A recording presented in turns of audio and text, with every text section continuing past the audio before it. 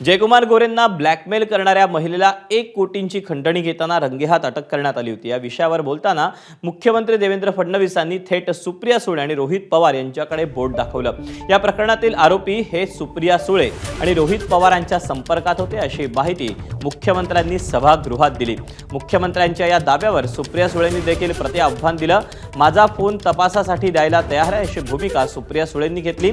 तसंच फडणवीसांच्या आरोपांवर सुप्रिया सुळे संध्याकाळी उत्तर देणार आहे।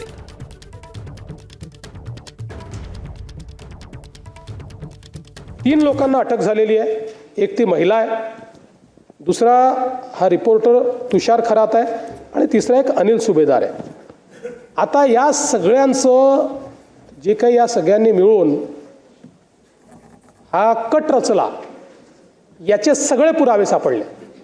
यांचे व्हॉट्सॲप कन्व्हर्सेशन सापडलेले आहेत, यांचे 150 फोन आहेत, ते फोन सगळे सापडलेले आहेत आणि कशा प्रकारे कट रचला हे लक्षात आलेलं आहे।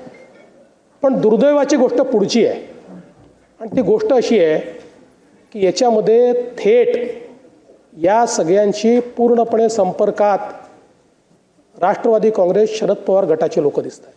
मी काही त्यांच्यावर आरोप करत नाही आहे, पण त्यांनी आत्मचिंतन केलं पाहिजे। ते म्हणजे आदरणीय सुप्रियाताई सुळे आणि या सभागृहाचे सदस्य श्री रोहित पवार।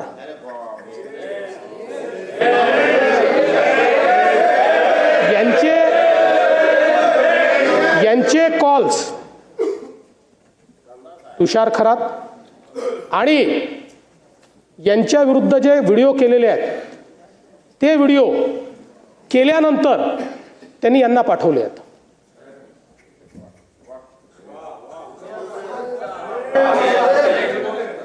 पण उत्तर मी तुमच्यावर आरोपच केलेला नाही। आता याची चौकशी होईल, पण कुठेतरी हे चाललं काय आहे? आम्ही एखाद्याला आपण राजकीय शत्रू नाही आहोत, आपण राजकीय विरोधक आहोत, पण अशा प्रकारे कोणाला जीवनात न उठवून टाकायचं, अशा प्रकारची कॉन्स्पिरसी जर या ठिकाणी होत असेल तर हे चुकीचं आहे। दरम्यान देवेंद्र फडणवीसांच्या आरोपांनंतर शरदचंद्र पवार पक्षाच्या खासदार सुप्रिया सुळेंनी प्रतिआव्हान दिलं। आपण जाणून घेऊया।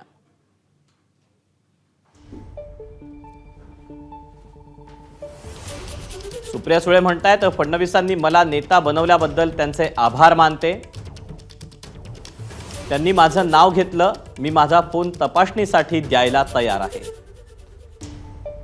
आज संसदेचं कामकाज संपल्यानंतर मी प्रतिक्रिया देईन।